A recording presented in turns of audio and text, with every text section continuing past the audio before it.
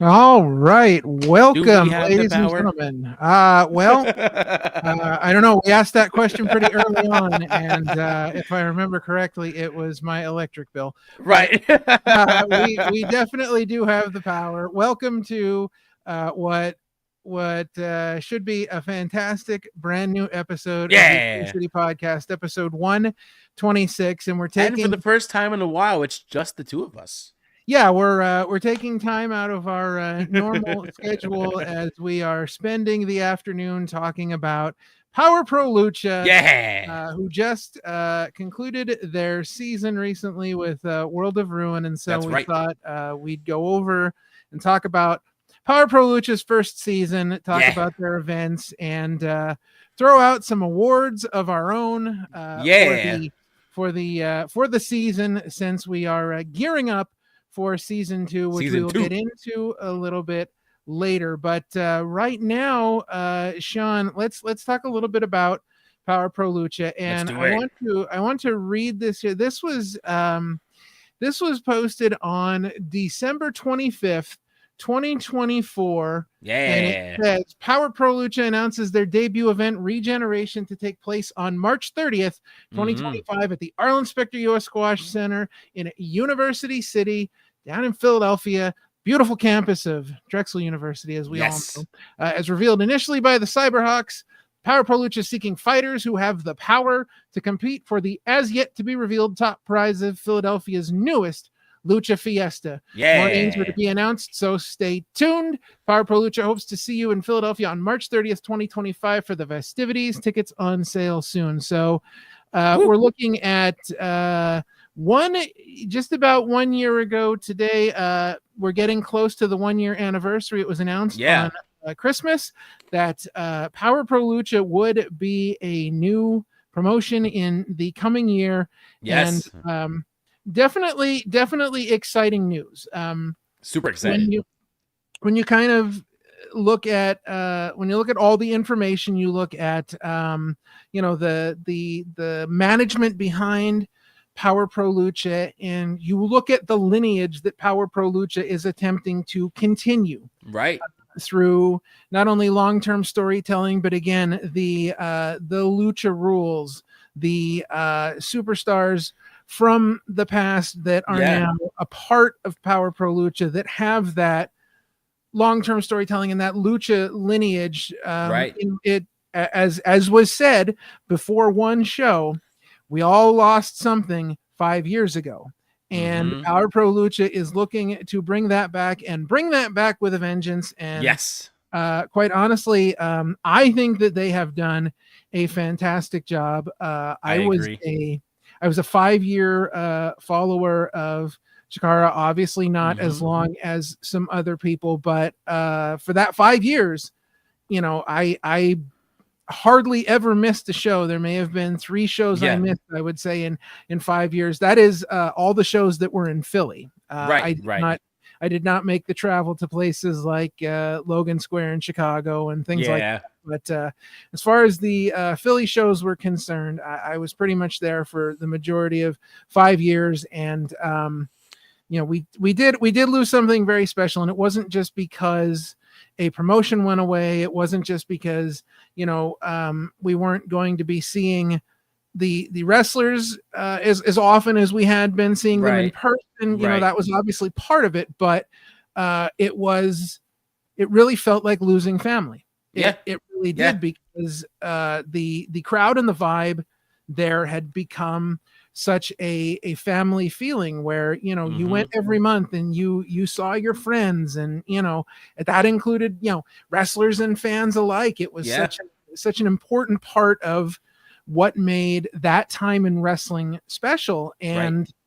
And I've talked to a number of people who have also come from that world and that fandom, you yourself included. Yep. And everyone pretty much agrees that this is that feeling all over again. Like, there is something special going on here. Yes. Yes, I agree. It's that community, I think, that was missing for so long, and Mhm. also the aim of long-term storytelling that hasn't been done in the indie scene for quite some time. Oh, sure.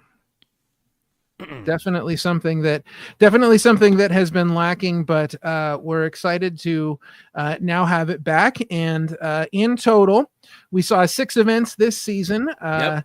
including the return of trios tournament That's action right. in 2-night That's right. Chrono Trios event featuring the Triple Tech Trials, Yep. the new iteration of the trios tournament, classic trios wrestling. Yes. Very exciting to see. So we're gonna take a look at season 1 here. So let's Yep. start right at the beginning. Very first show. Let's talk about regeneration. Yeah. So let's run down the results here for everyone. Now, we had Jet Jagori, who has, I like to call him the king of the 4-ways, Yes. because as 4-way matches went, this man was on fire, and this was his first 4-way win, defeating Filipino Grigio, Shay McCoy, and Common MK. And this would start what would become a season-long feud between Common MK and Jet Jagori. That's right. That we may see continue into season 2. It's very possible. After that, we had on the same card Billy Avery, but with a twist, defeated Max Zero by DQ. However, to avenge Billy Avery, we had thick Andy Brown come and make the save against Max Zero. Now, this would also start a connection between Billy Avery and Andy Brown that continued all the way through this season as well. We had Crummels and Defarge picking up where they left off, picking up their first win against Razorhawk and Dangerhawk of the Cyberhawks in a huge tag team match. Once again, bringing back 2 very familiar teams, familiar with each other and familiar with the fans. Exactly. And then speaking of familiar with the fans, we had the Colony, but with a different Ant, though. We had Electro Ant, Ultimo Ant, and the newest member, Cutter Ant. Indeed. Went against the Creatures of the Deep, which is King Crab, Murloc, and the returning Cajun Crawdad? If we remember correctly, before the event happened, we saw some vignettes where King Crab was going out into the swamp, into the murk, to resurrect the Cajun Crawdad, who had seemingly died at some point, and he came back in his new Cajun Crawdad undead form, and of course the Colony taking the big win there. Now starting off, and this, I think, is a pivotal moment. This, I think, is a huge moment for both of these wrestlers, but Harleen Lopez defeated Rabid Ryan Mooney in singles victory, and this would start the run of Harleen Lopez. Absolutely. And I believe start the descent into madness for Rabid Ryan Mooney that eventually led him to the team he's on today. Not that he's mad enough already, but just let's make him more rabid and more mad. Yeah, let's get him angrier. That's exactly what we need. And speaking of the start of a team to start Power Pro, the state champs made their debut against the citywide Street Gang and defeated them because somebody, a very good talent scout, has been watching them since the very beginning of this whole thing. And we will hear about the talent scout that was watching them. One, Avery Good, professional wrestler, Avery Good, professional commentator, now Avery Good, talent scout. Yes. And so we will hear about him later on in the season, as well as he plays into some of the state champs' further dealings in Power Pro Lucha. But that brings us to the main event of our very first show, the Spectral Envoy, consisting of Ultramanus Black, Hallowicked, and Frightmare. We all know them. Teaming up with 2 members of Fist, Travis Huckabee, no surprise, but Gran Akuma. That was a shock. Making his return to team up with Travis Huckabee and represent Fist. They defeated the team of Cheeseburger, Gummy Boar, the Boar and Erica Lee, Weber Hatfield, and Matt Mikowski in a Lucha Armada match. The very first Lucha Armada match in Power Pro Lucha history, the very first main event in Power Pro Lucha history, and definitely a hot start for the Spectral Envoy as they would take this to new heights as the season progressed. Yeah, and you want to talk about having your first show out the gate. They put out all the stops to ensure that you guys, hey, stick around because this is going to be something special. Yeah, I feel like the very first show was just banger after banger from the opening match all the way to the main event. You saw a combination of new stars, old stars. We got some greatest hits. We got some rivalries continuing again, picking up where they left off, and definitely a super hot start for Power Pro Lucha. Now we cannot go without mentioning the venue, because the venue played a big part in the entire season. And so they are on the campus of Drexel University in Philadelphia, Pennsylvania, at the beautiful Arlen Specter U.S. Squash Center. This is the actual official training center of the U.S. national squash team. Yes. And if you have, first off, if you've not seen this place in person, what are you doing? Get on that. You should have. You're going to have lots more. You're going to have more chances this year, in the following season, as we already know you're going to have one chance. But if you have not been there, what are you doing? And if you have not seen the building, independent.tv. Yes. You can go over and sign up for IWTV. It's $10 a month. You get hundreds of promotions, thousands of hours of content. It is the best $10 you can spend, and you get to see the entire first season of Power Pro Lucha on demand, in your home, on your device, on your time. It's all the above. But back to the Arlen Specter Squash Center. I mean, this place is incredible. It is.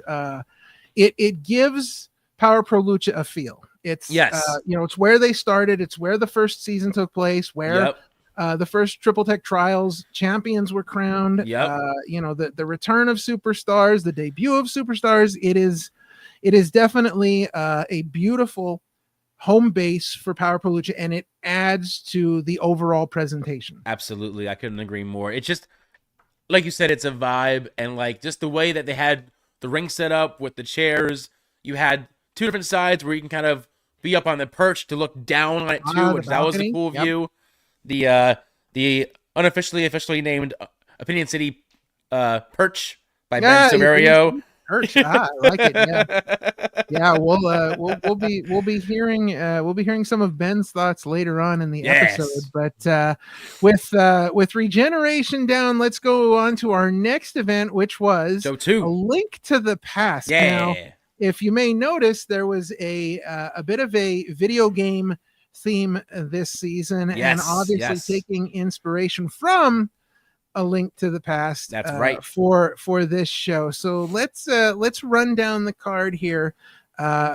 Starting us off, we had Nemesis. Now, this is something that we didn't talk about, which happened back at Regeneration, but at the end of the main event at Regeneration, Matt Mikowski was taken in the ring by the Spectral Envoy and hexed by Ultramantis, and they revealed the Nemesis mask. Transformed. And Matt Mikowski was transformed into Nemesis, and Nemesis made his official debut at A Link to the Past in the opening contest, defeating Erica Lee in a brutal battle. Yeah, well, a brutal battle, but also a huge match that I still contend that this match is going to have far-reaching consequences going into the future. Oh yeah. I have evidence on my side. I know what I saw. We have proof.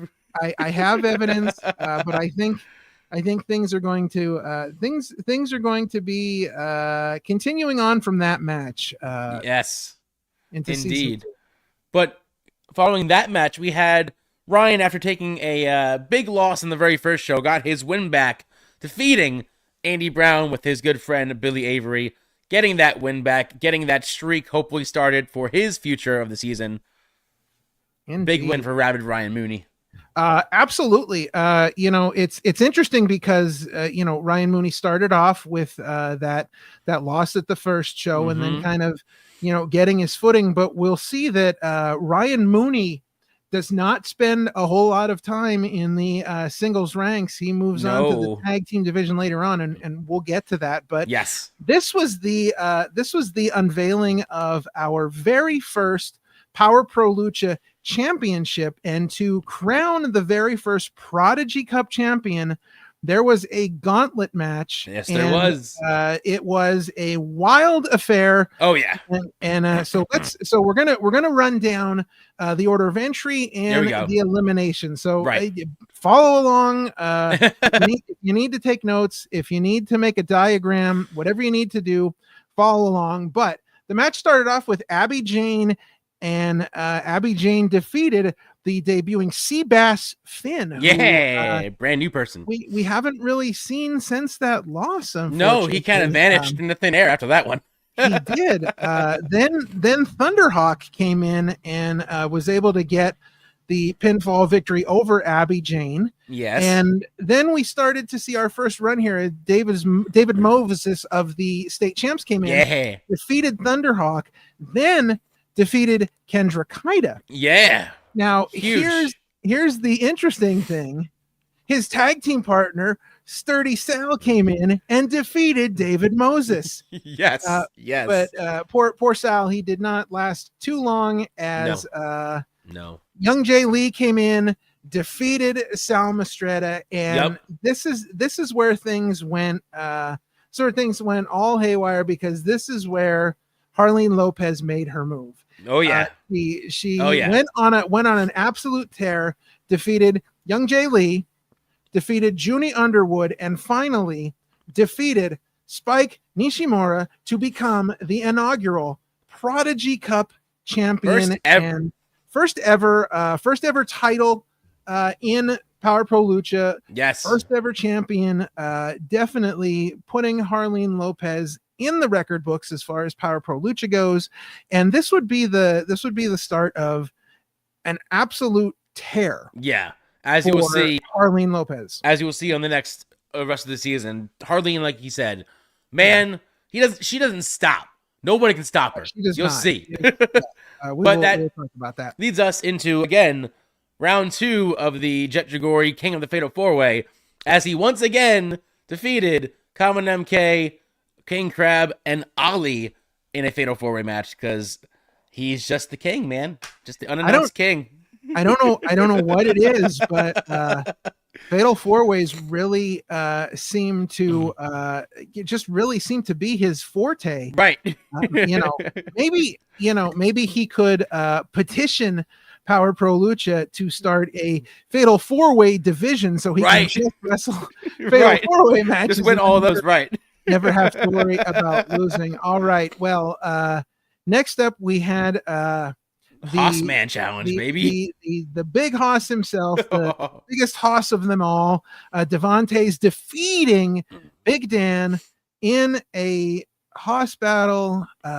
Definitely Devontae's showing off his prowess as a Hoss, his skills, and really setting a tone for himself for the rest of the season in a huge win over Big Dan, who has also kind of vanished since that show.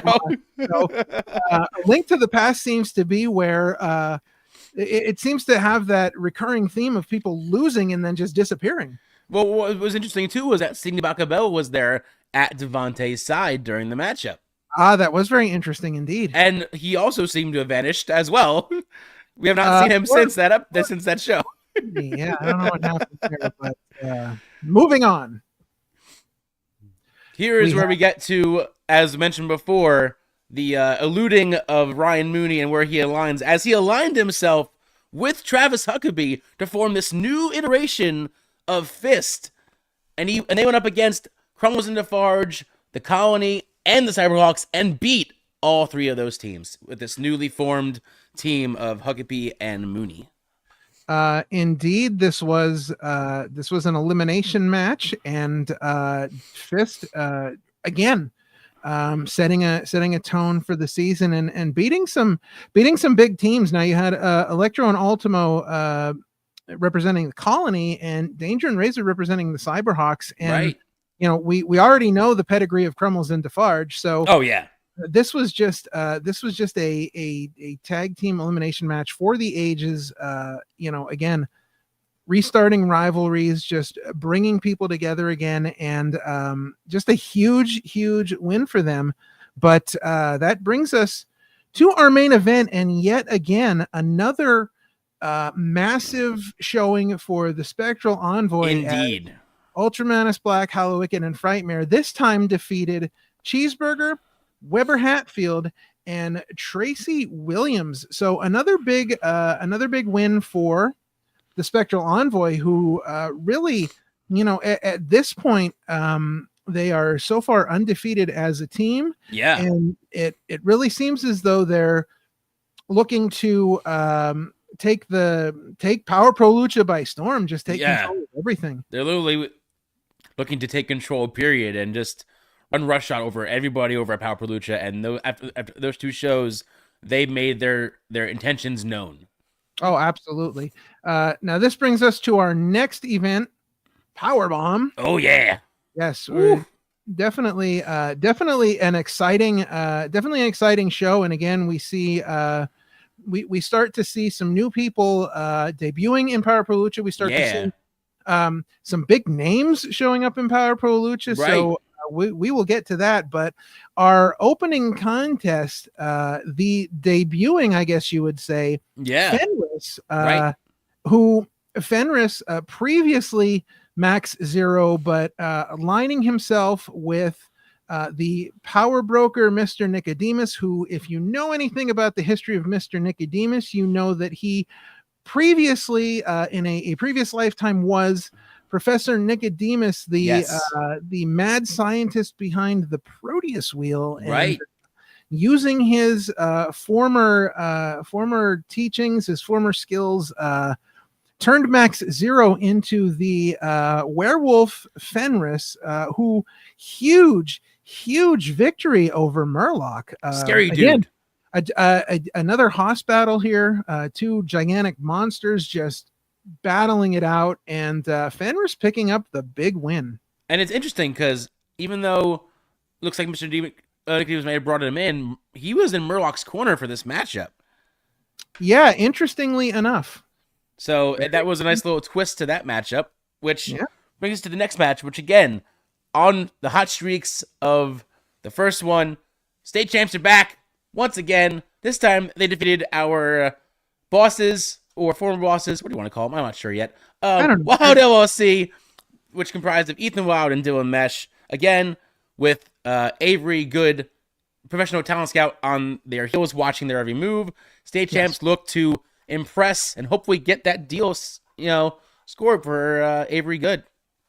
Another win for the state champs. Now that brings us to two more debuting superstars. Yeah. Baron Mind, who again says everyone falls to Baron Mind, and that's almost true, which again we'll talk about a little later. But getting a huge upset win. At least in my estimation, upset win over Eli Isom in a tremendous match.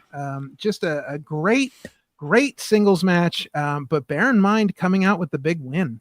And just a side note for those who weren't able to see it live, or please, I encourage you to look this up on IWTV. Eli Isom's entrance theme is probably my favorite theme in Power Pro history. It was a great moment. You will enjoy the poop out of it. It is amazing. You will really have a good time watching his entrance. You won't exactly have a bad time watching him wrestle either. But his entrance was top notch. That was just such a treat for anybody that was like a wrestling fan, or just anybody that just was around during the Attitude Era days. Just as a nice little treat. But not so much of a treat for Hot Sauce Tracy Williams, as he fell to the Envoy's newest member, Nemesis, in the following match, which led to some pretty serious notions going further into the season. Absolutely, and we will talk about that a little later. But Harleen Lopez was up next, defending her Prodigy Cup for the first time, but this was not just any Prodigy Cup championship match. This was a 4-corner championship match, and Harleen Lopez coming out on top, beating 2 people who she'd seen already in the gauntlet match, Junie Underwood and Kendra Kaida, and the debuting Leo Sparrow. So Harleen Lopez, taking the first step to cement her legacy as the very first Prodigy Cup champion. Again, here we have another person, Leo Sparrow. I know, another debut. Taking the L and just taking the highway out of town. We're out. We're done. Yeah, he's like, that's it. I'm out. Which then came to the next match, which was, again, first non-fatal 4-way match. And unfortunately, it cost a loss for Jet Chagori because he was not in his element. He was out of his element in a singles match. Common MK got his first win against Jet Chagori. And as we've said, he seems to be a king of a match, but not so much certain matches. Yes. When it comes to one-on-one matches, and of course we'll talk about this later, but when it comes to one-on-one matches, it seems as though Jet Chagori, the fatal 4-way Superman, has met his kryptonite in Common MK. Now this takes us to our next bout, which was set up at the end of the previous show, where Mr. Nicodemus revealed that Ultramantis Black would be in a Philadelphia street fight against someone who was very familiar with Ultramantis Black. And you want to talk about blowing the doors off the place, blowing the roof off the place. You want to talk about a name from the past that you want to talk about Jaws on the floor. Oh, right. I never, if you gave me 1,000 guesses, I probably still wouldn't have guessed that Ultramantis Black was going to compete in a Philly street fight against Tim Donst of all people. I know, of all people. For those in the know, I guess he got fired from the furniture store and something. I don't know. But he made his debut in Power Pro Lucha in a losing effort against Ultramantis in a wild Philly street fight. An insane street fight. So again, IWTV, go back and check that out. Incredible. And again, this is going to sound like a broken record, but once again, show 3, the Spectral Envoy, comprised of Hollow Wicked and Nemesis this time, with Travis Huckabee and Wheeler Yuta, another debuting star in Power Lucha. Also, with another win against Big Calix, Cheeseburger, Erica Lee, and Ulta Mohan. Again, Envoy is making a statement this season. They are out to be the best trios or team or faction ever. And with 3 shows in a row, 3 wins in a row, at this point, they almost can't be stopped. But we'll talk about that in further seasons. Further shows. Well, this was a really interesting combination of teams here. Now we know Frightmare, who was originally scheduled for this match, was not able to make it. Right. So Hollow Wicked and Nemesis represented the Envoy. You have Travis Huckabee, who seems to be in the mix here and there, and then Wheeler Yuta of all people, kind of out of nowhere there. Wheeler Yuta of the Blackpool Combat Club, the Death Riders. Wheeler Yuta joining forces with this evil team, and then just it feels like they took some people from all different sections of Power Pro Lucha and put them on a team together here, teaming Cheeseburger, Erica Lee, Ultimo Ant, and the returning Big Calix. Big Calix had not been on the scene for quite some time. That's right. Again, just feels like we've gotten the best of all different corners of Power Pro Lucha put together, but Power Pro Lucha seems to keep throwing things at the Spectral Envoy, and the Spectral Envoy just seem to be destroying them. Right. Just left and right. Just nope, we don't care. We're on top. You can't stop us. Now, if you want to talk about debuts, we could be sitting here talking all day long about debuts at Chrono Trios. Many debuts. the first So many two-night names. event for Power Pro Lucha, Right. September 12th and 13th, and a number of things happening during this show. A battle royal where the Yep. winner gets to choose their match. The Ace of the Skies ladder match to crown the Ace of the Skies champion. Yep. The return of the Triple Tech Trials. There's just so many different things going on here.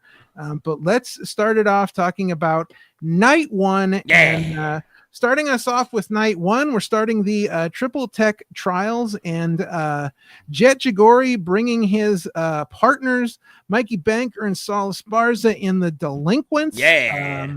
Coming together here in Power Pro Lucha to take on Team Flying V Fights of Common MK, teaming with Eel O'Neill and Jordan Blade. Unfortunately, Team Flying V falls to the Delinquents. The Delinquents moving on to the next round of the Triple Tech Trials. Again, having the dubious distinction of being the very first Triple Tech Trials match in Power Pro Lucha history. And definitely a great showing by both teams. That's right. We'll see more of the Delinquents in round two, but You will. Team Flying V Fights, no slouches there. No. Definitely Fight. putting on a great showing. A great showing. Yeah. And speaking of great showing, again, as you said with the last show, everyone falls to bear in mind. Well, another person happened to fall. Bear in mind, this time, the debuting Bobby Orlando. Not even Bobby Orlando Jr. could help Bobby defeat Bear in Mind. Indeed. It was a great match, great back and forth. Everything you would expect from Bear in Mind and Bobby Orlando.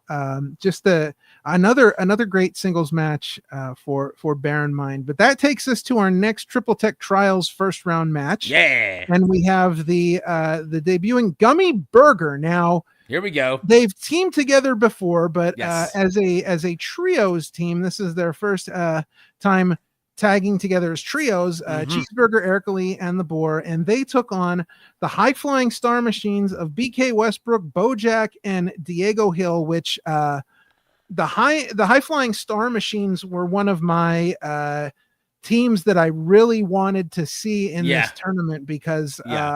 BK Westbrook, Bojack, and Diego Hill.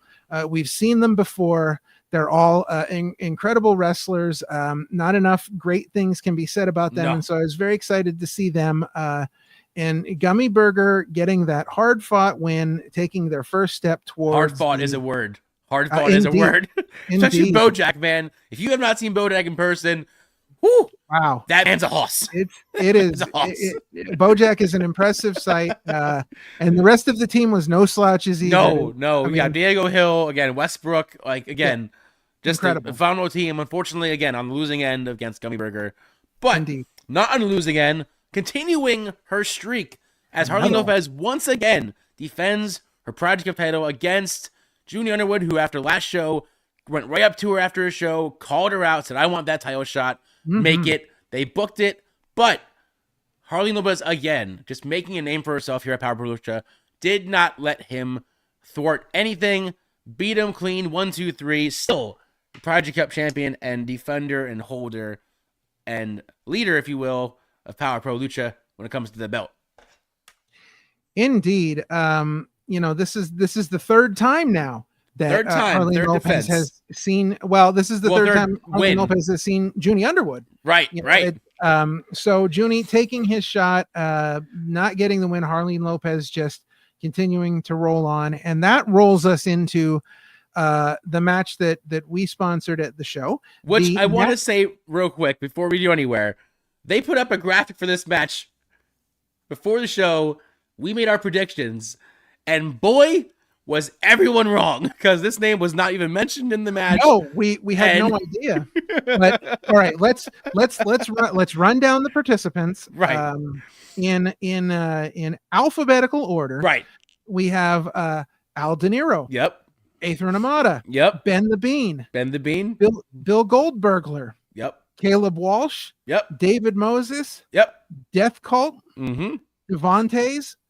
Dr. Ethan Wild. Dylan Mesh, Eli Isom, Filipino Grigio, Journey Burke, Just Saying, Kefka the Quiet, Quiet making a surprise return. Rulo, Flying Ryan O'Neal, Shay McCoy, Troy Locke, V. Daniel, Wildflower, excuse me. Right. Now, the thing about this is, as you mentioned, the winner of the match, Devontae's, was not. We didn't even know he was going to be in the match. Know he's going to be in the match. But man, did he come down and wreck shop. Oh yeah, he did. He was like a bull in a china shop, just throwing people left and right. And Devontae's wins. Now, heading into this event, we knew that at World of Ruin, we knew that Mad Dog Connolly had already been announced for the event. Yep. So we knew that he was going to be there, and we had no idea what he was doing. But Devontae's apparently felt as though maybe he was being disrespected by them bringing in Mad Dog Connolly, bringing a Haas from outside Power Pro Lucha. And Devontae said, you know what? That's what I want. I'm naming my match right now. I'm going up against Mad Dog Connolly in a Haasman challenge. And we'll talk about that in a little bit. Indeed. But, Devontae's winning the Battle Royal. That's right. And then leads into another first round Triple Tech Trials match, which they announced as a first ever in history of history. We had the team of the Spectral Envoy, Frightmare, Hollow Wicked, Ultraman's Black against the Cyberhawks, Danger, Razor, and Thunder. Mm-hmm. And once again, as we've been saying throughout the season, once again on top, the Spectral Envoy defeats cleanly the Cyberhawks, getting them out of the tournament, moving on to the second round. At this point, can the Envoy be stopped? Yeah, it does not look like it. We are officially halfway through the season now, and the Spectral Envoy is just rolling on. This takes us into our next match, the Into the Wild match. Yeah, featuring the Creatures of the Deep. Now, this was a new iteration of the Creatures of the Deep as well. Murloc tagging with Spider Crab.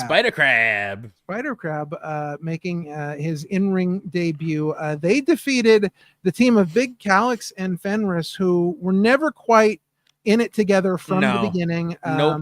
Big Calyx, forced by Mr. Nicodemus to team with Fenris, just was not good from the start. No chance they were going to win this one, and they did not. Nope. Murloc and Spider Crab get the win against the thrown together team of Big Calyx and Fenris. Which again, those two and that trio there, Big Calyx, Fenris, and Nicodemus. We'll see more of them in the last two shows, but there's a lot of stuff going on with those three. Which leads us into the main event. First round match, which again, another huge match and another huge debut. We had the Colony featuring Electro Ant, Ultimo Ant, and Worker Ant, the returning Worker Ant, might I add, defeating the team of Ryan Mooney, Huckabee, and Tony Deppen of Fist. Another member of Fist showing up. We have now seen just about every member. We've seen at least half of the Fist roster. Right. But the Colony getting the big win, moving on to the second round. Unfortunately, Fist does not move on here, but a huge did not let them go down without a fight. That's for damn sure. Certainly not. Again, Colony and Fist, maybe not these specific iterations, but Colony and Fist goes back about as far as you can go. Right.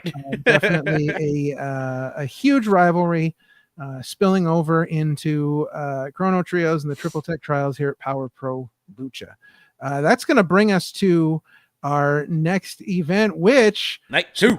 Surprisingly enough, it's night 2. Yeah. Night 1 was so good, we had to do it again. And moving on to night 2.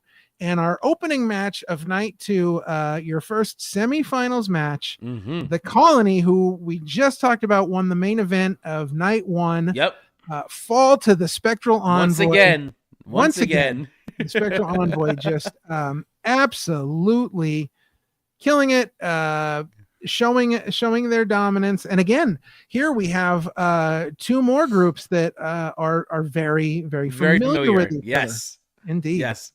Which leads into the second semi-finals match of the night. Gummy Burger which I still think should have been called Gummy Borger, but that's just me. They went up against the Delinquents, and this time the Delinquents did not secure the victory. Unfortunately, Jet Jagori, Mikey Banker, and Saul Esparza did not win and had to be knocked off the board. Gummy Burger moves on to the finals, and man, just wait till the end, because that's going to be the shock. Indeed. So now we move on to some singles action where Shane McCoy took on the debuting Delmi Exo. Yeah. Another name from the past. You may remember Delmi Exo's time in Chikara as a member of the Sea Stars with her sister Ashley Vox, who would become the Oceania.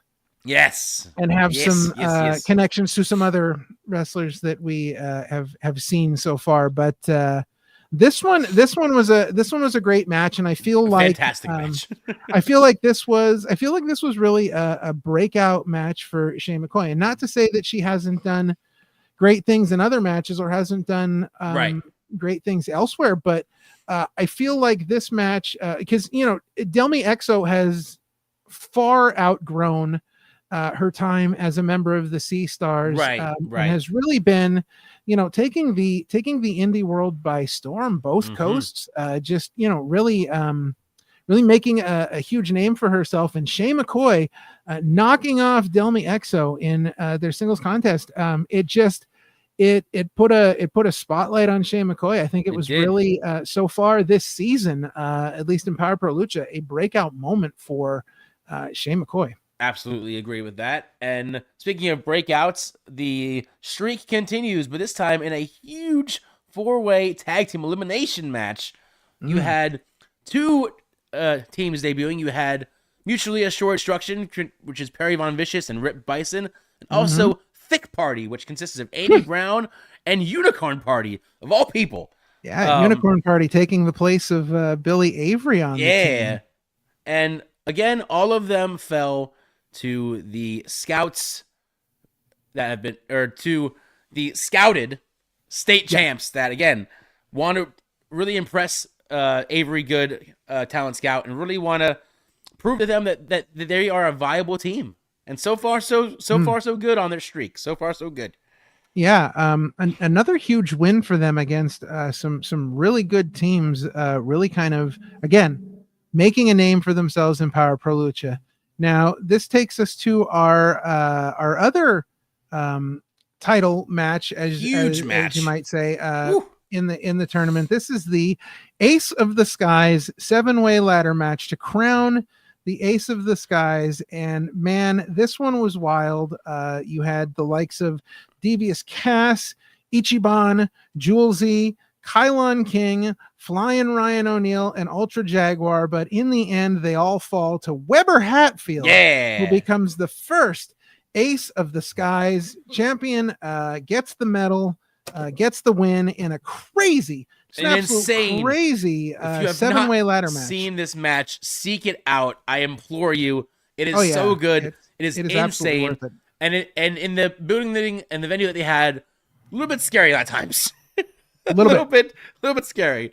Yes. But speaking of scary, another debuting member, if you will, of the Envoy, as was previewed online, but Nemesis and newcomer Moros is taking on Violence is Forever, which is Dominic Garini and Kevin Koo, all making their debuts at Power Pro Lucha. But unfortunately, again, whether it's the Hands of Fate or the Spectral Envoy, everyone has been seeming to fall to either team, as once again, Hands of Fate get the victory. And at this point, you wonder, can the Envoy really be stopped? Because everyone on that team, new and old, are all on the same page. And it shows here, it shows in the Triple Tech Trials. They're just on a tear this whole season so far. Indeed they are. And that takes us to our main event, which is the Triple Tech Trials Finals, featuring Gummy Burger, Cheeseburger Erica Lee, and the Boar, and of course the Spectral Envoy, Frightmare Hallowicked, and Ultramantis Black. And despite all the odds against them, despite the train rolling through that has been the Spectral Envoy, Gummy Burger picks up the win and becomes your first ever Triple Tech Trials winners. That's right. And we had, for those that missed it, I'm sure you did, we had a sign of our own, and if Spectral Envoy loses, we riot. Well, I tried to riot. Right, you tried. I yelled in a moderately loud tone, and I believe I threw at least one stool. I knocked over at least one chair. Somebody had a table, and I gently nudged the side of it. I rioted as best I could within the confines of Pennsylvania state law. Right. So, yes. Again, a great 2 nights of wrestling. An amazing. Bringing back trios tournament action in the Triple Tech Trials. Just the whole feel of it was great. 8 teams, 2 nights, singles matches, tag matches. You had it all. A ladder match, a 7-way ladder match. Just an incredible night, an incredible set of nights for Power Pro Lucha. Absolutely. And for fans of independent wrestling, just a great night indeed. I couldn't have been happier from the moment that I knew that this was happening. Now, Of course, sometimes we know some things, right? We knew what was coming, and I cannot tell you how excited I was, because anybody who knows me knows that King of Trios was my absolute 100% favorite. It was literally a tiny notch below WrestleMania. Like, they were neck and neck as my favorite moments of the year. And to hear that the Trios tournament action was coming back again, it really cemented for me what Power Pro Lucha meant and what they meant to the industry going forward. Absolutely. Which then leads to the season finale, the last show, World of Ruin. And man, what a way to close out the year. They went out all the stops. They found every match which way to the sun goes up. Matches of new, matches of old. Indeed. Every stipulation, new stipulations and old stipulations. They went crazy for the show. Let me tell you, it was a closer that if you did not see it live, go to IWTV and watch it, because it was so good. And to kick it off, we had, again, a small loss in their belt, but getting their win back again. The Spectral Envoy, featuring of the entire team, Frightmare, Hollowicked, Moros, Nemesis, and Ultramantis Black, defeating the team of Gummy Burger and the Outfielders. The interesting thing about this, now, this was originally announced as the main event, but as the show started, as Samara was in the ring, making the usual announcements, a fight broke out between the two teams that spilled into the arena, just fighting left and right. The power broker, Mr. Nicodemus, made an appearance on the balcony and said, if you guys want to fight, then we're going to do this right now. Mm-hmm. And after the match, the Spectral Envoy took it up another notch. They grabbed the trophy of the Triple Tech Trial winners, the trophy they received as well as their medals. They took that trophy and they beat the ever-living, obliterated it. Just destroyed it. It was like a match against the trophy. There was elbow drops, there was leg drops, there was moves done to it. Hollowicked gave it a suplex. Hollowicked gave it a DDT. This thing was smashed, and Gummy Burger making their way back into the ring. Erica Lee getting on the mic and being very vocal, saying, listen, real emotional. We don't need a trophy. We don't need that. Nope. And the power broker said, you know what? You guys want to fight? Well, January 24th at the season opener, you guys can fight in a street fight. So that has already been announced for the opener of season 2, which we will talk about very shortly. But this brings us back to some more tag team action. And the team of Ryan Mooney and Travis Huckabee, representing Fist, were defeated by Andy Brown and Unicorn Party in a wild and crazy match where Billy Avery was in the corner of Thick Party, cheering them on as best he could. and just a wild match back and forth. An insane match. Unicorn Party, his horn came into play quite a few times during the match, and Fist just could not seem to muster the strength to take down the Thick Daddy and Unicorn Party. No, they could not. But one who could take down, which is where I was talking about before, they say everyone falls to bear in mind, but not Ultimo Ant. Ultimo Ant found a way to make Bear in Mind fall to him, but not one to be a sore loser. Bear in Mind attacked him after the match anyway, and still made a statement by saying everyone still falls to Bear in Mind. Well, he was one to be a sore loser. He said, "The hell with this," and beat the snot out of Ultimo Ant. And not only did he beat the snot out of Ultimo Ant, he pinned Ultimo Ant in the middle of the ring, stood over top of him, and forced the referee to raise his hand and announce him as the winner, which definitely tracks for Bear in Mind. Absolutely. Now that takes us to our first of a number of wild and crazy matches. We've been talking about it throughout the season. It has been progressing, and we got to a point where it all came to a head. Jet Jagori lost his mind and said, "That's it. I need to destroy Common MK." He barged in on the Power Broker, said, "I need a match against Common MK. I need to take his mask." And the Power Broker said, "Well, sure, that's a great idea. But if you lose, you're going to put on a mask." So it was a Lucha de Apuesta match with some very different rules, and Common MK getting the victory over Jet Jagori. Post-match, he had a bag full of masks. Pulled out a number of choices, and the crowd finally settled on a mask with a white mask with some poop emoji eyebrows, and just a horrible moment for Jet Jagori, who now must compete under a lucha mask. Yes, no more of seeing Jet's face. He is now masked forever, unless he makes a deal with who knows. That's for next season. But the next interesting, unique match of the night is a gourd on a pole 3-on-2 handicap match. Now, for those of you who do not know, Ralph, what is a gourd on a pole? All right, so Filipino Grigio had his gourd. It was a family heirloom. It was he carried it around with him. It was very important to him. Stolen by one Bill Goldbergler, his tag team partner in this match. Yes. Stole the gourd and then attempted to sell the gourd to Wild LLC. Well, of course, Wild LLC being Wild LLC, right? They gave him fake money.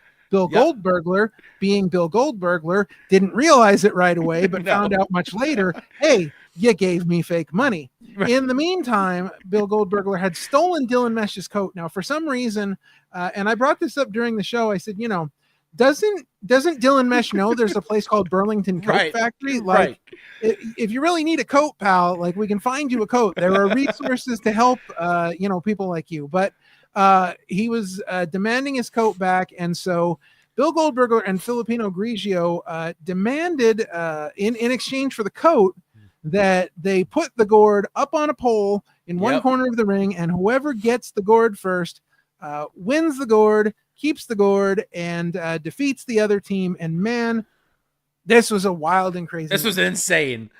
Now, you would think with the advantage that the Wild LLC would have the upper hand here, but what it had was...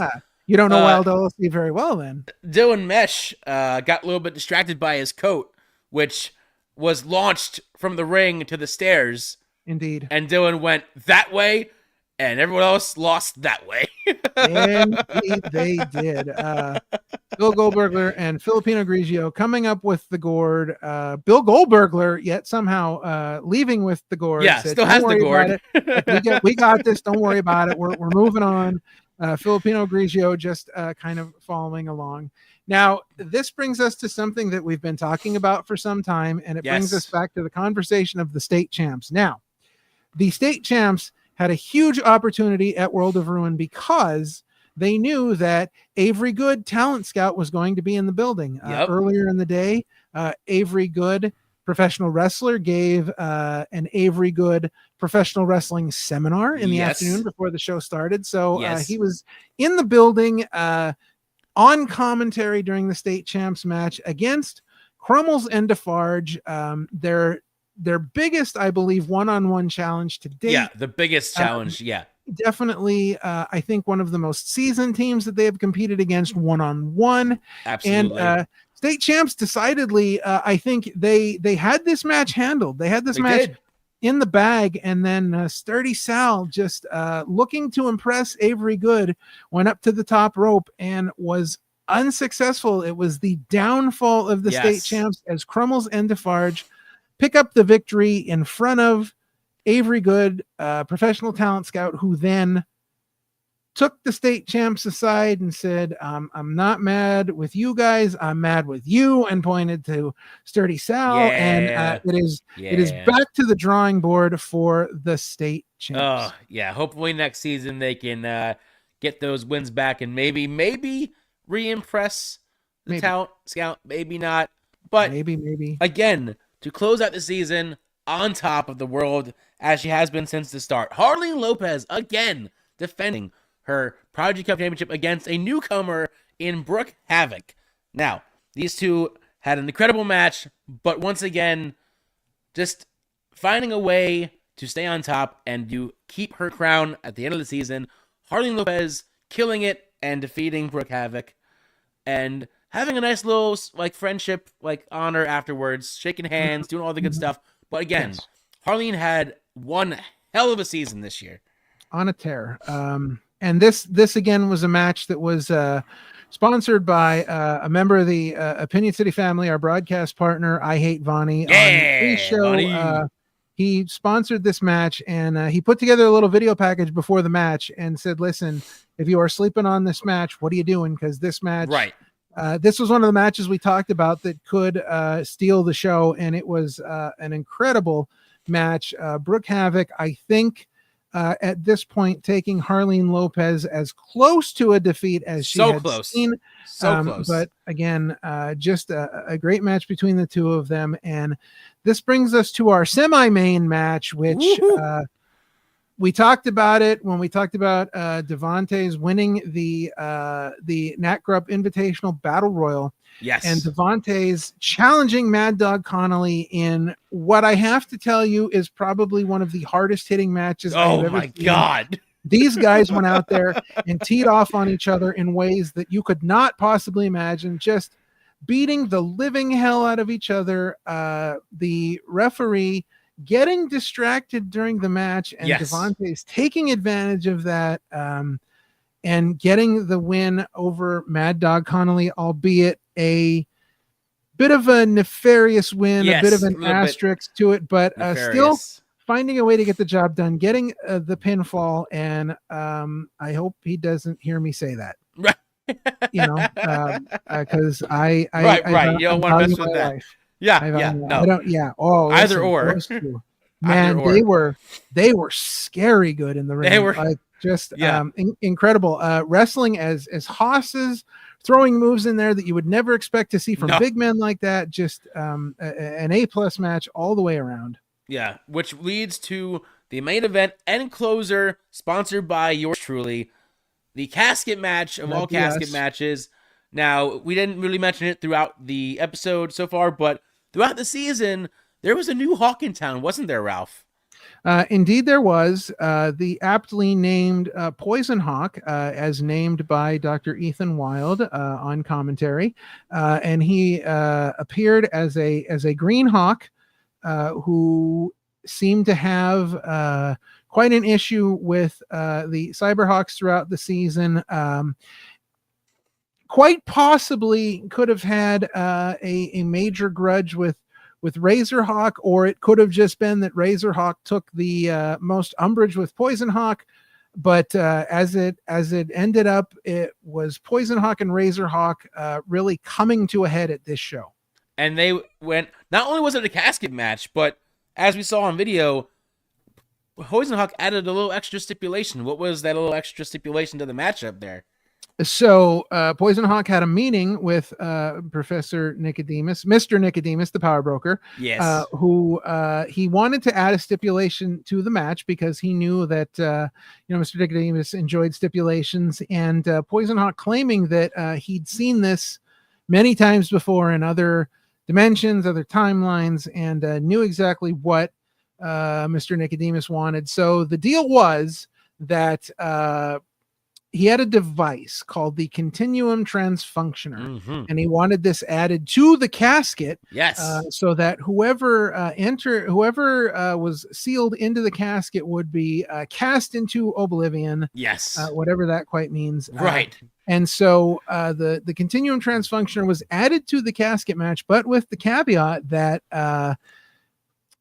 Poison Hawk would have to disconnect himself from any from the device, from the Continuum Transfunctioner, meaning that Poison Hawk would be stuck here in this dimension, in this timeline. He would be here for good, and so the Continuum Transfunctioner was added to the casket. Now this match, man, they went all out. They really the grudge was there. You knew it. They every move under the sun was done.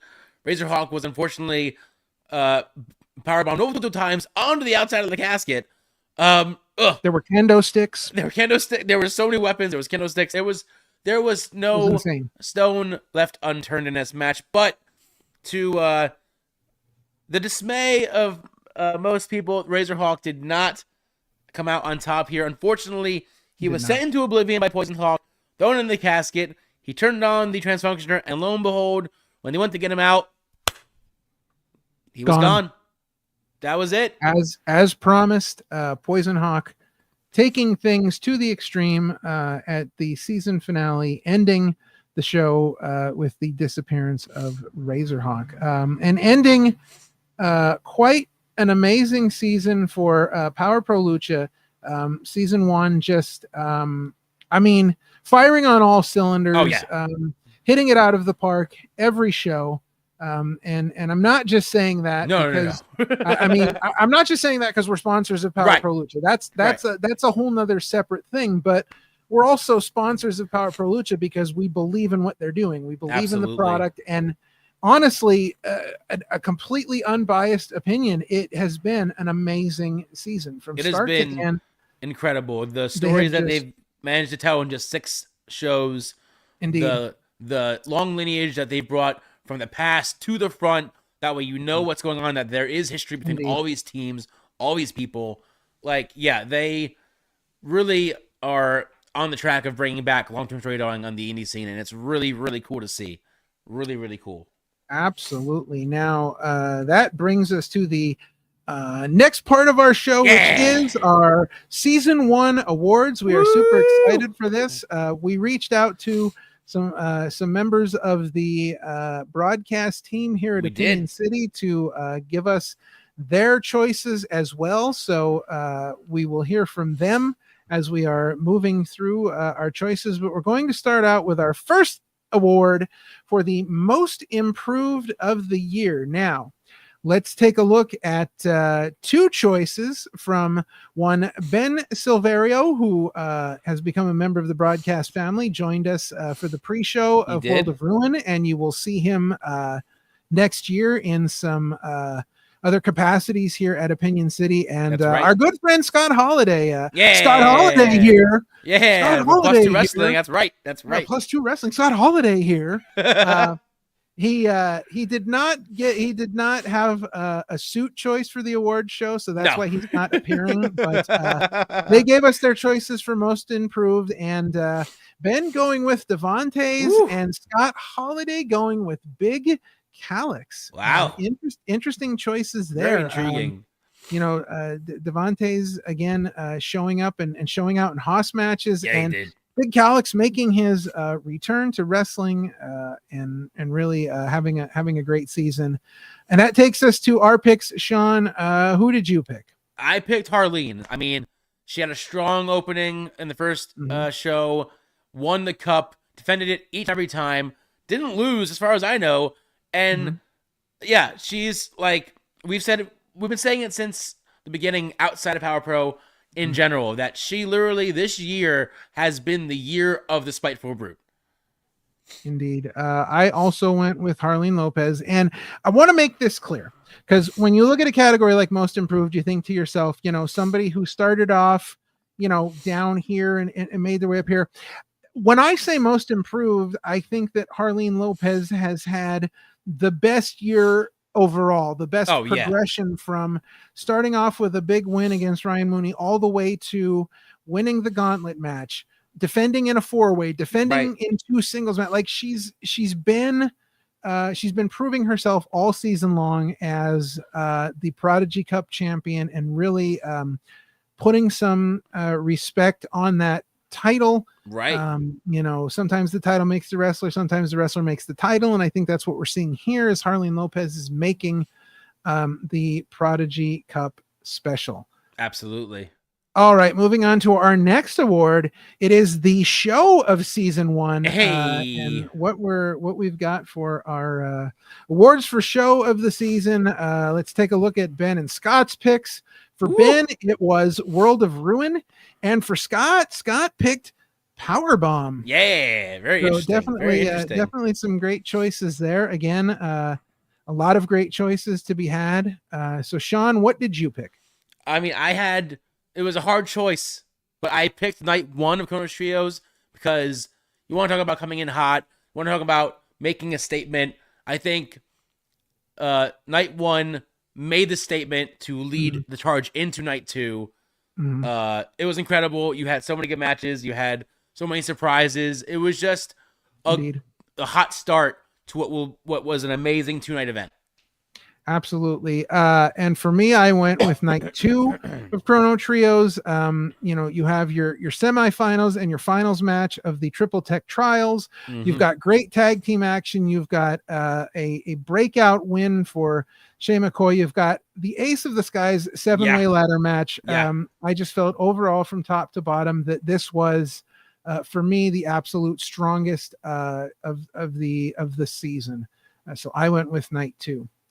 All right, our next category, moment of season 1. Woo. So, Sean, we have some video here, so we're going to take a look at your moment first, and then you can give us your thoughts on this. So let's take a look at Sean's moment of season 1. Nemesis has Erica Lee, but straight down. And there you have it. I think Erica Lee this goes through the door. Was the start of not only Nemesis' run, but just like you said, maybe the seeds planted for Erica Lee after going through the door. But yeah, it was just the first biggest thing that you see out of Nemesis is putting Erica Lee through the door, and that image has just been ingrained with me ever since. Indeed. All right. Well, my moment is sort of related to that as well. Let's take a look at my moment. Rising from the depths, that creation of the Spectral Envoy's enchantment. Here's it is. You see Moros.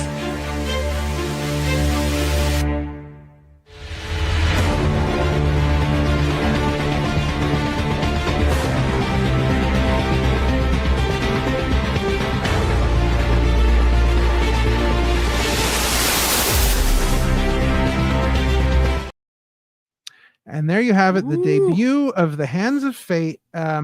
Going into this moment, we didn't know who was going to be Nemesis tag team partner. Right. We were waiting until the event to find out. Of course, it is revealed that Tracy Williams, who was defeated by Nemesis, and then Nemesis carried him off. Tracy Williams has now been hexed into the realm of Nazmul Dune and has been reborn as Moros. And I think that the Hands of Fate are going to have a huge impact on season 2. Yeah. And I think this was, for me, the moment of the season. Now, Ben Silverio gave us his moment of the season. Let's take a look at that. Let's do it.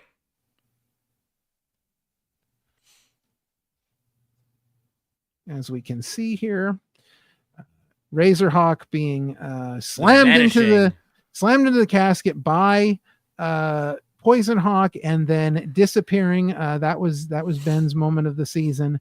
And then Scott weighed in with his moment. Now we don't have video of Scott's moment, but we have this beautiful picture here of flying Ryan O'Neal off of the top of the ladder into Insane. a swan during the Ace of the Skies ladder match. And that was Scott's moment of the season. All right, moving on to our next award. It is the tag team of the season. So let's take a look at Ben and Scott's picks. What we got? Well, there you have it. There you have State it. champs around, all around. Ben and Scott both taking the state champs as the tag team of the year. Sean, who did you pick? I also said the state champs. I said state champs as well. I think again. Wow. They had a hot season, the only one loss, even though it was probably a bit the big one, but still, hot season is in the start. They really are. Yeah, they killed it the whole season. Well, there you have it. Looks like it's going to be state champs all the way around, except it's not because I picked the Hands of Fate. I'm telling you, I almost went with the state champs. Like I was very close to going with the state champs, but for me, yes. The state champs have had a lot of wins this season. The state champs have been very successful over big teams. But I feel like the creation of the Hands of Fate, the debut of the Hands of Fate, I think that moment, that tag team is going to have more of an effect on Power Pro Lucha as we move forward. So for me, they may not have had the number of matches that the state champs have had. They may not have had the number of wins that the state champs had, but I think this was, if we look back at the season, one tag team that made the biggest impression or will make a huge impression. I'm talking about the Hands of Fate. Right. All right, moving on to our next award. It is time for the Wrestler of Season 1. Woo. And let's take a look at Ben and Scott's picks. What we got? Oh, Ben and again Scott on the same page. All both right. going with Ultra Mantis Black as the Wrestler of the Season. Wow. Leading the Spectral Envoy, leading the charge, defeating Tim Donst in a Philadelphia street fight. Yep. It has been a great season for Ultra Mantis. Wrestler of the Season or not, it has just been a great season for Ultra Mantis, and I feel like season 2, Naz Muldoon is going to take center stage and Ultra Mantis will be leading the charge. Absolutely. All right, Sean, your Wrestler of Season 1 is the same as Most Improved. They kind of go hand in hand for me. The Brute, Harleen Lopez, I mean, again, from going to beating Ryan Mooney in the first ever show to winning the gauntlet, winning the trophy, defending it multiple times, and just not on a hot streak, man. Like, she really was not only Most Improved, but she had the season of a lifetime. Indeed. I agree. Harleen was my pick as well. And it's not so much that she went undefeated. That's one thing. But the fact that after winning the Prodigy Cup, she defended the title so frequently, and in different types of matches. And when people stood up and said, I want a shot, Harleen said, bring it. Exactly. She did not back down. Exactly. And for me, that means everything. Did not back down from a single challenge. Nope. Went out there and really gave it her all and really worked hard to make that title mean something. And so for me, that all rolls into exactly what makes Wrestler of Season 1. Absolutely. All right. Our final award. Last one. The one to watch in Season 2. Now, this was something that I came up with, and I thought, if we're going to look ahead to Season 2, who from Season 1 has impressed us to a point where we think, you know what, Season 2, we're going to need to take a look at them. Right. And we're going to need to keep an eye on them because they've got big things coming. Now, looking at, there's an asterisk here next to Ben's pick. Ben gave me, I think Ben almost named every name on the roster. No, I'm kidding. But he did give me multiple choices. However, this was the one to watch in Season 2. So we, unfortunately, we had to go with his first pick and only his first pick. So Ben and Scott picked Ben picking Filipino Grigio. Yeah. And Scott Holiday picking Julesy, Woo. who has been a superstar of the pre-shows, Yes. the pre-show matches, and again getting his shot at Chrono Trios as well. So he believes that Julesy is someone to watch in season 2, and I know how excited Ben was to see Filipino Grigio Yes. live, and he had Yes. expressed to me that previously living on the West Coast, he had been begging promoters to bring Filipino Grigio over there so he could see Filipino Grigio live, and but two superstars that our teammates here think are really important people to watch in season 2. And Sean, who do you think that we should be watching in season 2?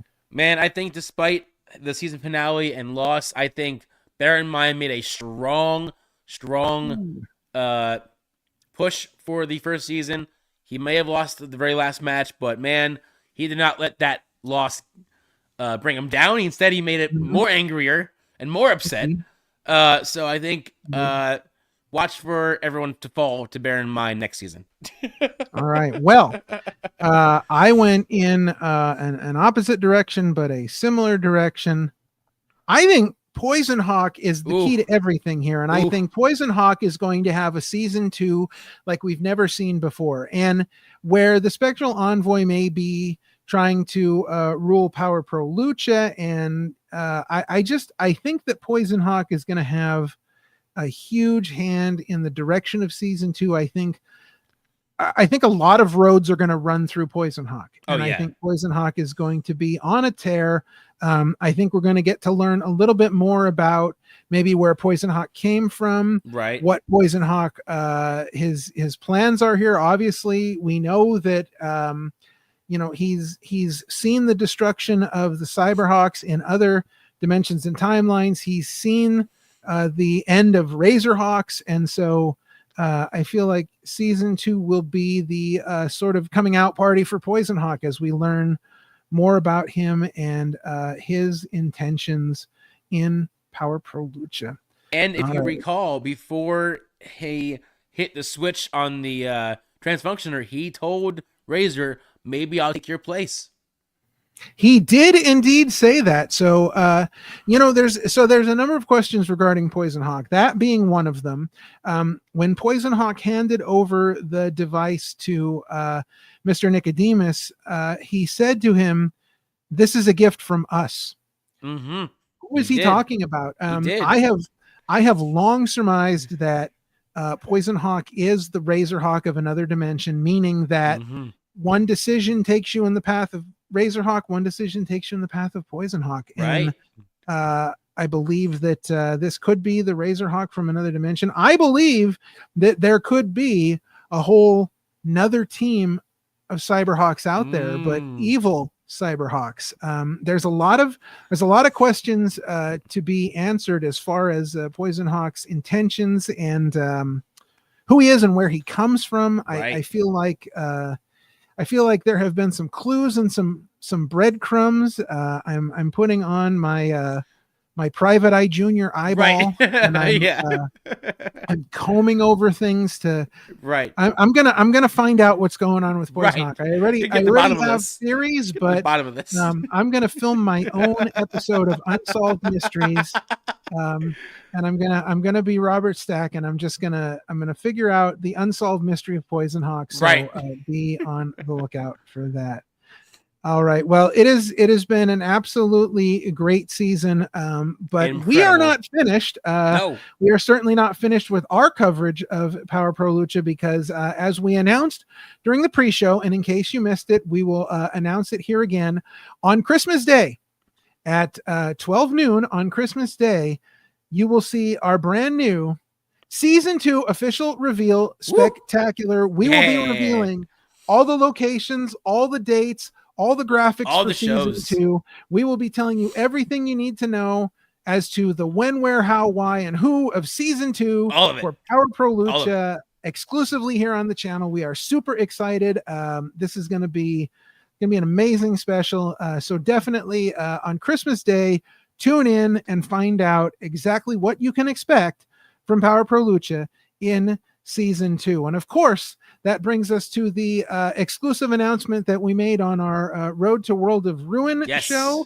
Season 2 begins with Fist of the North That's Star. right. Coming to you January 24th from the Arlen Specter U.S. Squash Center in Philadelphia. That's this will be right. the season opener for Power Pro Lucha. Obviously, as we get closer to the event, we will have more information for you about what is going down at this event. But this is your official season opener of Power Pro Lucha, January 24th. Super exciting stuff. Super excited. As far as upcoming events go, and normally we have fancy videos and graphics and all this stuff, but we're gonna go a little old school here this time, because we've got a few things coming up this year that we would like to inform you of, and we have a few things coming up for next year as well that we would like to let you know about, because next year is going to be, I think, a huge year for us. Oh yeah, I'm super excited. Year 3 for next year. Yeah. So we're heading into year 3, which unbelievable to think about. Here we are. Crazy. We've had so many great things happen, and of course, our association with Power Pro Lucha being one of those. Just an amazing 2025, and really, I think that when 2026 comes around, I think we're really going to be hitting our stride, and we've got some great things ahead. So. As far as 2025 is concerned, we told you about Christmas Day. Make sure you come back next week, as we will be interviewing Chris Chaos. We are excited for this interview. We've been in discussion with Chris for quite some time now, and just an interesting character in the world of professional wrestling, world of independent wrestling. So we are super excited. So make sure that you come and check out our interview next week, next Sunday, with Chris Chaos. Now, and his top 5 favorite comic villains. Yes, very exciting. I'm super stoked for that one, because I got some picks of my own. I hope are on his list. But moving ahead and talking about 2026 a little bit, some things that you can expect in 2026. The list will be back in 2026 with brand new episodes. We're super excited for that. With some guests as well. Yes, Wrestling with Life returns in 2026. We're going to have some amazing interviews for people who are in the world of professional wrestling but are not wrestlers. So we're super excited for that. And there's the Mystery Project coming up. That is going to debut in 2026, and we can't give you any of the specifics just yet. Nothing yet. But, pay attention to our social media accounts, because coming up very soon, maybe even possibly starting this week, you may see some hints and some tidbits and some breadcrumbs as to maybe what is going on. But we have the Mystery Project for 2026 that I know everyone is going to be super excited about. We are super excited about it here at the channel. Woo. Well, it has been a great season 1. It has been great being able to cover Power Pro Lucha with our shows leading up to Power Pro Lucha, and then of course our pre-shows from the venue itself. It's been a great year. We have to give a shout out and a thank you to the management at Power Pro Lucha, who have just been phenomenal with everything this year. Everything we have wanted to do, their answer was yes. They have been super invested in what we're doing to cover them. Yes. And 2026 is only going to be bigger. We are only going to be ramping up our coverage. Ramping up our connections with Power Pro Lucha and the work that we do with them. And we cannot thank the management of Power Pro Lucha enough for what they have allowed us to do and what they have given to this show in 2025. We also have to thank the wrestlers and personalities Of course. at Power Pro Lucha for Of course. being, gracious guests and talking to us and joining in on some of our shows, and just it's been great. A big shout out to I Hate Vonnie, Yeah. who joined us early on What's up, in Bonnie? the Power Pro Lucha season. Was coming to Power Pro Lucha to film some blogs for his channel, and we said, you know what, why don't you come work with us? And he hopped on the pre-show, and the rest, of course, is history. Right. Big shout out to Ben Silverio, who joined us at World of Ruin, and will be joining the Opinion City team in a more official capacity next year, doing some great things with us. Big shout out to our good friend Scott Holiday. Scott Holiday here. Power Pro Lucha. No, he's been great. Scott Holiday has been a really good friend of the show for years now. So he has. He's been a big part of things from the early days of Opinion City. Just a great friend from back in the Chikara days. Yeah. And, we're absolutely appreciative for everything he does. So make sure you check out +2 Wrestling on YouTube. Make sure you check out I Hate Vonnie on socials. Follow all of his content. You can check out Ben Silverio at bsilverio20 on socials. So make sure you're following all those guys. They have been huge in our Power Pro Lucha coverage this year. It's been a great year. I can't wait till next season. I'm so excited to see where things go, to see where the storylines go, and I'm excited to do more Power Pro Lucha coverage. I'm excited to meet more fans and to just have a good time at wrestling, because that's what wrestling should be, a good time. It should be an escape from the real world for a little while. Forget about your problems, forget about your issues, forget about your crappy jobs. If you have a crappy job, if you have a great job, then, think about it all the time. Just kind of step out of the real world for a little while and enjoy some great wrestling and storylines. So that's going to do it for this episode of the Opinion City podcast. For everyone at Power Pro Lucha, for Parmesan, I am King Ralph, and remember, kindness is free, so be kind to each other. God bless each and every one of you, and we will see you next time. Well, that's it. I really hope you enjoyed it. We had a ball making it. Thank you very much.